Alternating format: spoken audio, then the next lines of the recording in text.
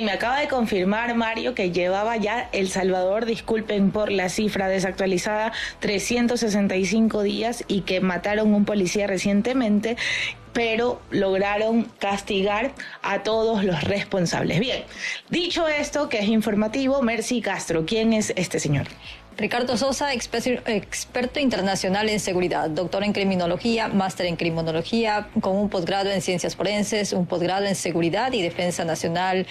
Se suma un posgrado más en criminología y psicología jurídica forense. Es un investigador y docente académico, editorialista de medios impresos y digitales, quien conversó con la defensa sobre esta problemática de las cárceles, que sin duda viene siendo una bomba de tiempo que no se avanza a controlar. Bien, y en esta primera parte de la entrevista es importante que nosotros vayamos a develar, a abrir el engranaje del escenario de la telecomunicación y la cárcel. ¿Cómo se llevan? ¿Qué es necesario para de verdad inhibir la señal? No es tan fácil como solo poner una antena, como ya lo había dicho otro experto en este programa. Vamos a escuchar muy sesudamente. Ricardo Sosa nos da una lectura de este espectro. Para lograr erradicar la comunicación por completo desde el interior y desde afuera hacia el interior, no es suficiente con el bloqueador o inhibidor de señal local. Lo más adecuado es trabajar directamente con las operadoras de telefonía móvil que se encuentren en la zona de los centros penitenciarios. Esto, desde mi recomendación, sería que se logre un decreto o una ley o una modificación a la normativa de su país en materia de telecomunicaciones para que por el ámbito superior de la seguridad del país se puedan desmontar las antenas de telefonía que se encuentran cercanas a los centros penitenciarios, de todos los centros penitenciarios. Ahí en la industria de la seguridad, pero principalmente en el rubro de la industria penitenciaria, existen diferentes inhibidores ya con buenas prácticas y con la técnica más adecuada para diferentes recintos penitenciarios en el contexto de América Latina. Y además aprovechar en la legislación, incluir no solo la comunicación vía móvil, la comunicación fija y la señal de internet, multiplataformas de redes sociales y todo lo que sea los derivados del internet, porque si no, podría ocurrir que solo bloqueen la señal y puedan tener señal Wi-Fi, señal de internet por cualquier tipo de dispositivo de telecomunicación, incluso hasta por medio satelital. La comunicación al interior de los centros penales no tiene por qué verse afectada, porque tiene que existir un diseño y una planificación de dicha comunicación. Pero esto no implica que la sociedad se va a pacificar. El crimen organizado siempre va a adaptarse y a recomponerse. Por lo tanto, esto necesita una estrategia integral para poder desarrollar las capturas de las y los delincuentes que se encuentren en libertad, que van a tratar de asumir los liderazgos en la calle. Con el crimen organizado, con la criminalidad, con los delincuentes no debe de existir ningún tipo de negociación, ni conversación, ni acercamiento.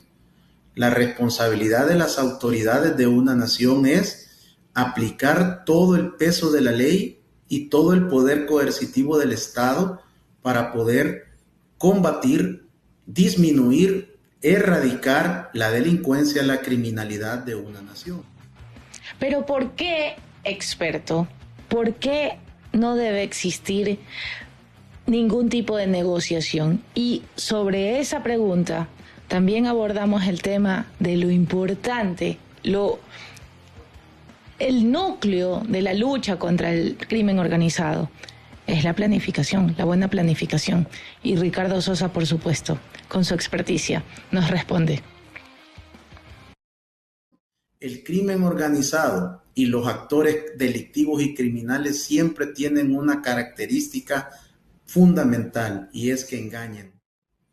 Es que siempre van a tratar de vestirse con un manto de pureza, de espiritualidad, de buenas prácticas, de querer hacer las cosas en orden, y finalmente van a, si el gobierno o algunas autoridades aceptaran tratar de conversar o de llegar a un acuerdo con ellos, serían burlados.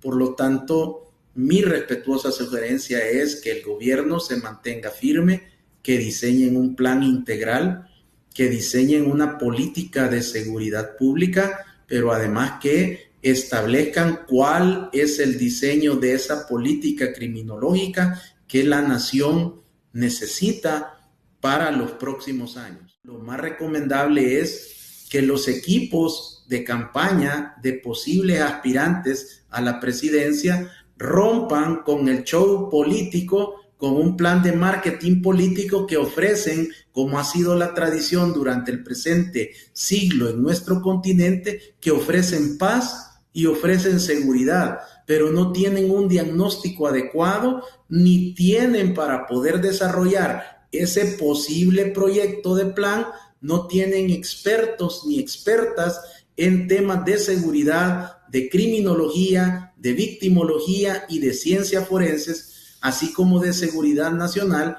que son los que les permitirían llegar a una ruta segura. Las cárceles en nuestra América Latina, lo sigo sosteniendo, durante todo el presente siglo, y este día lo reitero, se convirtieron en América Latina en verdaderas bodegas humanas.